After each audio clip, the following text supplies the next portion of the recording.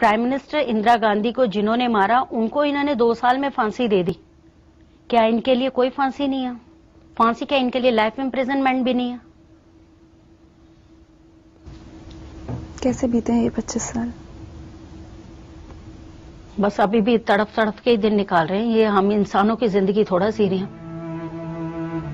ये तो है नहीं है कि कभी घर में फादर की बात ना चलती हो या ना हो, जिसने कभी कुछ देखा ना हो और फादर ही सब कुछ करते हो। इवन मैं तो स्कूल जाती थी, कॉलेज जाती थी, मैं अपनी गाड़ी में जाती थी, अपनी गाड़ी में आती थी। हमने तो कभी कहीं देखा भी नहीं था ना, कभी हम कभी शॉपिंग करने गए ना कुछ फादर के साथ। और मेरा तो अपने फादर के साथ बहुत ही अटैचमेंट था। एक दिन भी अपने फादर से अलग नहीं हुई थी और एकदम 25 साल हो गया अलग होते हुए, तो महसूस क्यों नहीं करूंगी? वो भी ऐसी मौत, और वो भी मैंने अपने सामने देखी। चलते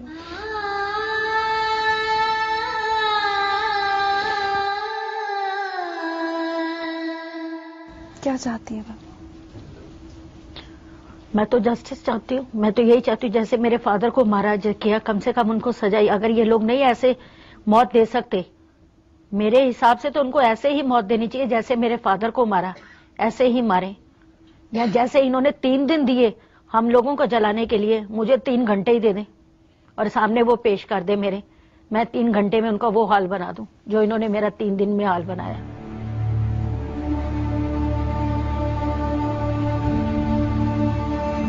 निर्भीक जी की आंखों में जो आंसू हैं, उनसे उनका दर्द और उनकी बातों से उनका गुस्सा साफ झलक रहा है। और शायद ये गुस्सा हम में से किसी के भी दिल में होता अगर हमने वो सब कुछ सहा होता जो इन्होंने सहा है। निर्प्रीत ने जो गलती की उसकी सजा ये भुगत चुकी है। 9 साल जेल में गुजारने के बाद ये बरी भी हो गई। लेकिन वो जिन्होंने एक सीधी सादी लड़की को उग्रवादी बनने पर मजबूर किया, आखिर उन्हें सजा कब मिलेगी? अपनों ने मारा, जिनको आजादी लेके दी उन्होंने मारा है। शर्म आती है मेरे को, ऐसे हिंदुस्तान की बेटी कहती हुई शर्म आती है।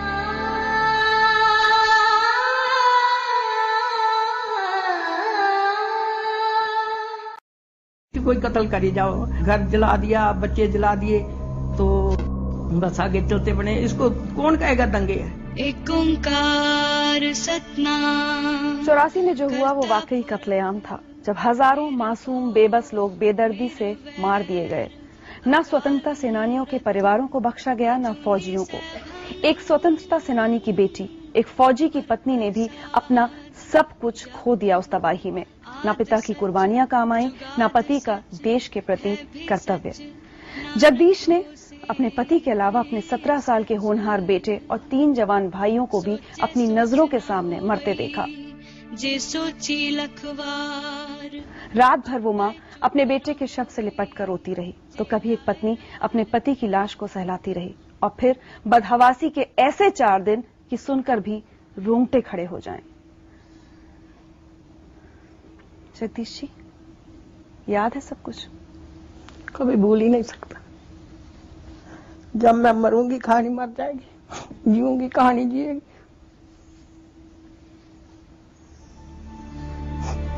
कभी भी भूल नहीं सकती।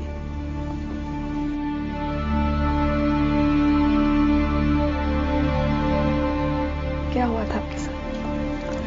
बस 31 तारीख को सब कुछ ठीक ठाक चल रहा था, तो 1 तारीख तक 9 बजे तक कुछ भी नहीं था। हम आराम से बैठे, नाश्ता किया सब रल के, तो टीवी पे देख रहे थे। 9-10 बजे अगली तरफ पार्ट 2 में आग लग गई। तो जो छोटे बच्चे घर में थे इनको भगा दिया, भी भाग जाओ, पड़ोसियों के घर में भाग जाओ, आप छोटे बच्चे डरेंगे। 3 लड़की थी, ये छोटा सा एक बेटा था। पड़ोसियों के घर में भगा दिया। बस 10-15 मिनट में हमारे घर में वो सब लोग आ गए। आते ही वो जो लड़का खड़ा था उसके द्वाले हो गए, उनके डैडी के द्वाले हो गए। उनका तो ड्राइंग रूम में बिल्कुल सिर फेंक के तो वहाँ ड्राइंग रूम में लटा दिया। लड़का थोड़ा सा भागा, बस वो गया है तो वहीं आग लगा दी, जला दिया। तो फिर जब वो लूटने पटने वाले चले गए आग लगा के, तो मैं भागती फिरती थी कि, और ये पति तो वहाँ पड़ा ही था मेरे सामने, तो बेटा कहाँ गया। जब मैं भागती गई तो एक ने मेरे को बताया कि बेटा तो वहाँ वो सामने बैग जल रहा। जब मैं बैग भागती हुई गई तो उसके एक तो श्वास थे, आग लगाई। मैंने उतनी सी आवाज दी, मैं कहा अब मैं तेरी माँ नहीं हूँ, मैं तेरे को सब कुछ बख्शा, अब कलगी वाले के चरणों में लिपटा, अब गुरु नानक का बेटा आया, वाहिगुरु बोल, वाहिगुरु बोल, सतनाम बोल। तो मैंने वहाँ बड़ी दुआई दी, कोई मेरे को पानी दो, कोई मैं अपने बेटे के मुंह में पानी डाल दूं। मैंने एक ने जग में पानी लाई, मैं थोड़ा सा मुंह में पानी डाला, 2-3 श्वास लिए तो बस खत्म हो गई कहानी।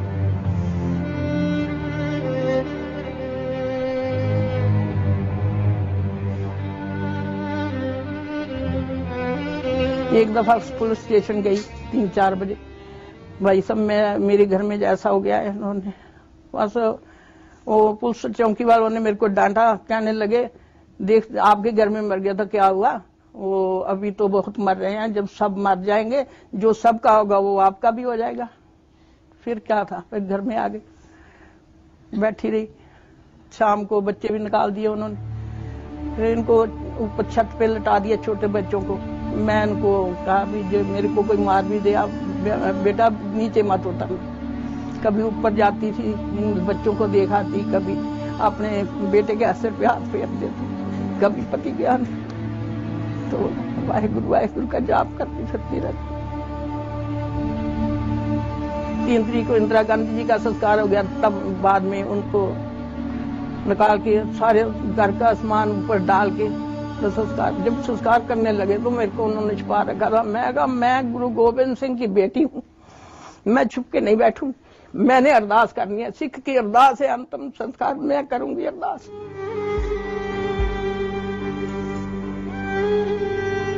हाँ, एक मेरे को बहुत दुख की बात है, क्योंकि मैं बहादुर की बेटी हूँ और बहादुर की पत्नी। जब मेरे बेटे देश के कौम के लिए मरता, आज मैं छाती तान के कहती मेरा बेटा देश की सेवा करता हुआ मरा। छाती तान के कहती मैं शहीद की माँ हूँ, शहीद की पत्नी हूँ, शहीद की बहन हूँ। आप क्या कहूँ, अपनों ने मारा है, क्या कहूँ, क्या बहादुरी ले गए हैं। अपनों ने मारा, जिनको आजादी लेके दी उन्होंने मारा है। शर्म आती है मेरे को, ऐसे हिंदुस्तान की बेटी कहती हूँ, शर्म आती है।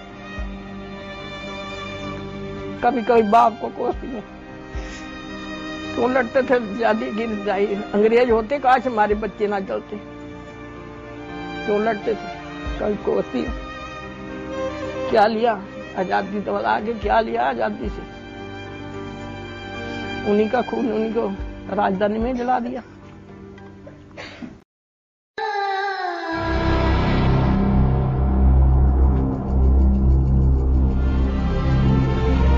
चौरासी के दंगों का दर्द भागी कौर आज तक महसूस करती है। सब कुछ छिन गया था उन दंगों में। परिवार के 11 लोग इस तरह से बेरहमी से मार दिए गए कि किसी एक का शव तक नहीं मिला अंतिम संस्कार के लिए। अपनों को बचाने की बहुत कोशिश की थी उन्होंने। सिख होते हुए भी अपने पति के केश काटे, बेटों को लड़कियों के कपड़े पहनाए, लड़कियों जैसे बाल बनाए, छोटे भाई को टीवी के छोटे से डब्बे में छुपाया, लेकिन उनकी तमाम कोशिशें बेकार रही। न पति बचे, न चारों भाई और न ही बाकी रिश्तेदार। माता पिता को दंगाई छोड़ गए थे, लेकिन वो भी सदमे से साल भर में ही गुजर गए। 31 तारीख को लड़ाई हुई, जब तो पथराव होया पहले हमारे मतलब सारे इकट्ठे होके, और वो इधर मस्जिद थी, मस्जिद के आगे इकट्ठे हो गए, उनके भी बंदे पथराव किया, सामने उन्होंने भी लड़ाई करी, इन्होंने भी पत्थर मारे। 2 घंटे तो आमने सामने मुकाबला होता रहा। आई पुलिस कहते सब अपने अपने घरों में चले जाओ। फिर कहते गुरु ग्रंथ साहब जलाना है, तो उसके लिए फिर हमारे सारे सरदार वहाँ भागे भी, हम गुरु ग्रंथ साहब नहीं जलाने देंगे। फिर भी जो गुरु का वो सेवादार था और ग्रंथी था, उनको दोनों को बाल पकड़ के बांध के और फिर आग लगाई, दोनों को गुरु ग्रंथ साहब से जला दिए। वहाँ का ये करके फिर घरों में सब कहते सब अपने अपने घरों में चले जाओ। वहाँ पर घर में गए तो 4 मेरे भाई, हम परिवार एक ही घर में था सारा, 4 मेरे भाई मार दिए, और एक मेरा घर वाला, 2 मेरी बहनों के घर वाले, एक भतीजा और एक मेरी भतीजी का घर वाला। ऐसे करके बड़ा जो भाई था हमारा टीवी के खोखे में डाला हुआ था, उसको अंदर डाल दिया। फिर उसमें न पर्चा मारा, वो उसके पेट की आंतरें निकल गई भाई की। और जो भतीजी का घर वाला था उसको हमने ऐसे सुला दिया, छोटा बच्चा था, हमने सुला दिया भी इसको ये जच्चा हुआ है, उसको भी लड़के को मारा, छोटा बच्चे को आग में डाल दिया। उसके पीछे चल गया बच्चा वो। और जो मेरा भाई था वो दूध मतलब कढ़ाई लगाता था, सुंदर सिंह, उसको मारने के लिए आ गए। तो वो भाई कहता मैं जाता हूँ भाई, मेरे भाई और बच जाएंगे, भाई तुम अपना देख लेना, मेरे बच्चों का देखभाल कर लेना, मैं मर गया तो। भाई क्या फिर वो क्या नाम उसको मार दिया। भाभी हमारी गिरी जाके तो उसको उठा के दूर फेंका है, उसको भाभी को भी एक एक करके इसने बुरी तरीके से मारा।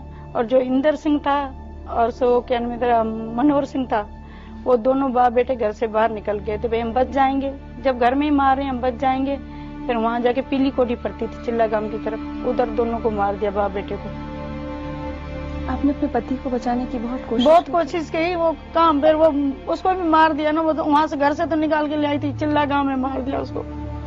घर से तो मैं बचा के ले आई थी अपने पति। आपके सामने मारा? मेरे सामने फिर मारा, खींच के ले गए उसको। अभी आप उस वक्त 15 साल की थी जी। आपको कुछ याद है घर में क्या सारा याद है। 15 साल की उम्र थी मेरी। 31 तारीख को इंदिरा गांधी को गोली लगी थी। 31 तारीख को जैसे गोली लगी तो देख रहे थे, ऐसे ही सुन रहे थे भी उसको गोली लग गई, लेकिन हमें ये पता नहीं था कि हमारे साथ ऐसे अन्याय होएगा। आपके घर में क्या हुआ? हमारे 10 लोग मारे गए घर में से, पिताजी, भाई, ताए, चाचे, जीजा, मामा, मासड़, 10 लोग मारे गए। एक एक बंदे को निकालते गए, मारते गए, जिंदों को जलाते गए, पेट्रोल डालते गए, गले में टेर डालते गए। और हमारे घर के अंदर पूरा हमारा परिवार इकट्ठा था। हमारे घर का दरवाजा तोड़ दिया उन्होंने, दरवाजा तोड़ के आग लगा दी घर में। 3 दिन ऐसे ही हम रोडों पे भटकते रहे, कभी इधर भगाते थे हमारे वो, कभी इधर भगाते थे, जैसे जंगलों में भेड़ बकरियों को हाँक देते हैं ऐसे। जो भी कोई टकरता था मारने वाले ही टकरता था। 3 दिन ऐसे ही रोते रहे, चिल्लाते रहे, भटकते रहे। फिर मिलिट्री आई थी 3 तारीख को, फिर उन्होंने उठा के सबको इकट्ठा करके और कैंपों में डाला। हमने सोचा हमारे परिवार वाले हमारे को शायद मिल जाएंगे। इंतजार करते करते ये टाइम आ गया, अभी तक तो हमारा कोई परिवार वाला मिला ही नहीं हमारे को। एक भी शव नहीं मिला संस्कार किसी का भी नहीं मिला। वो उसके ज्ञान सिंह की तो आंतरें निकल गई थी मेरे भाई के भजन के घर में। आंतरें निकली हुई ऐसे चुन्नी के साथ बांध रहे। वो पानी मांग रहा है, हैंडपंप की वो हथियां भी निकाली उन्होंने, तारें कनेक्ट की तारें फेंक दी। उसको पानी कहाँ से देते जब घर में ही पानी नहीं था। जब तक हम जिंदे रहेंगे हम नहीं भूलेंगे 84 को।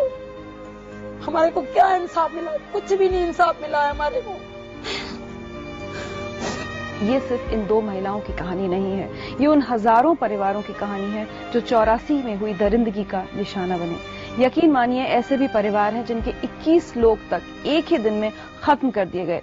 पूरे परिवार में एक भी पुरुष नहीं बचा। तेरे मेरे बच्चे ब्याज पे मूल पे लेके बैठी हूँ बेटा। मेरा कोई नहीं दिया जलाने वाला रहा। मैं किसको कहूँ बेटी बता।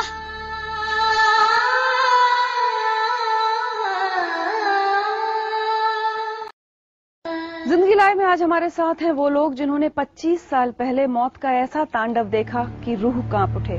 अपनी नजरों के सामने अपनों को जिंदा जलते देखना, ऐसे जले हुए शव कि माँ बेटे तक को नहीं पहचान सकती थी। अपने पिता, पति, बेटों, रिश्तेदारों की दर्द से भरी चीखें, उनके खून में लथपथ लाशें, बहुत कुछ देखा इन लोगों ने। उन 4 दिनों में इतना दर्द कि शायद मौत जिंदगी से बेहतर लगने लगी थी। आज हमारे साथ बहुत से ऐसे लोग हैं जो 84 के दंगों का शिकार बने। हर एक की अपनी अलग कहानी है। 1984 में मैं 7th क्लास में पढ़ता था। मेरे फादर की डेथ हो गई, मेरे चाचा को मार दिया गया मेरे आंखों के सामने, मेरे मामा जी को मार दिया गया। एक ही साथ में पड़ोस में घर था, मेरी मम्मी मुझे वहां ले गई। 3 दिन तक मैं उसी 32 ब्लॉक त्रिलोकपुरी में रहता था, वहीं घूमता रहा। मैंने 3 दिन सरेआम कत्लेआम देखा। सर काट दिया, जिंदा जला दिया, पेट फाड़ दिया, ऐसी लाशें पड़ी थी जैसे जानवर पड़े। ऐसा दृश्य मैंने देखा। मैं चाहता हूं भगवान ऐसा दृश्य कभी भी किसी को पूरी लाइफ में ना दिखे। आप कुछ बताना चाहते हैं? मेरा जिंदा बेटा जलाया गुरुद्वारे के सामने, और मैं गुरुद्वारे में हाथ जोड़ के खड़ी रही, भैया मत मारो इसे, मत मारो। मेरे जिंदे बेटे को मार दिया और जिंदा जला दिया। वहां गई झुकी में मैं चादर लेके उड़ा दो, चादर नहीं मिली, जगी भी लुट गई। वो वहां कैसे जी रही है वो किसी को पता नहीं कैसे जी रही है। मैं खूब जी रही हूँ, लेकिन रात दिन सोती नहीं हूँ। यही याद आते हैं कि बच्चे कहाँ है मेरे। मेरा कोई नहीं दिया जलाने वाला रहा। मैं किसको कहूँ बेटी, बता किसको कहूँ? मेरा दर्द किसी ने नहीं जाना आज तक। और जहां जहां सारे जितने 27 नंबर गई हूँ, 28 नंबर गई हूँ, कोर्ट सारी घूम के आ जाऊं, कोई सुने नहीं, बात ही नहीं सुने, कोई सुनने को राजी नहीं। ऐसे ऐसे मेरे साथ हाल हुए बेटी, पता नहीं कैसे जी रही हूँ। किसी ने नहीं पूछा, आज पूछा है बेटी आपने, भला हो तेरा। मेरी जिंदगी भी तेरे को दे दे भगवान।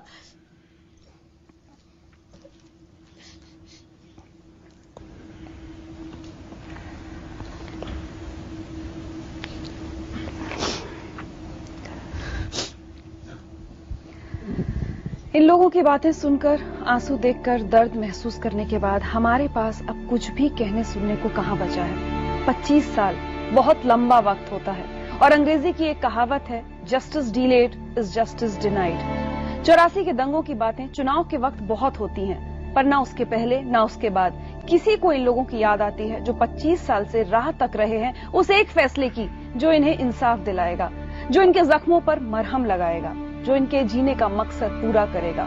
और न जाने इनमें से कितने उस फैसले की राह देखते देखते इस दुनिया से ही चले गए। क्या इनका इंतजार कभी पूरा होगा?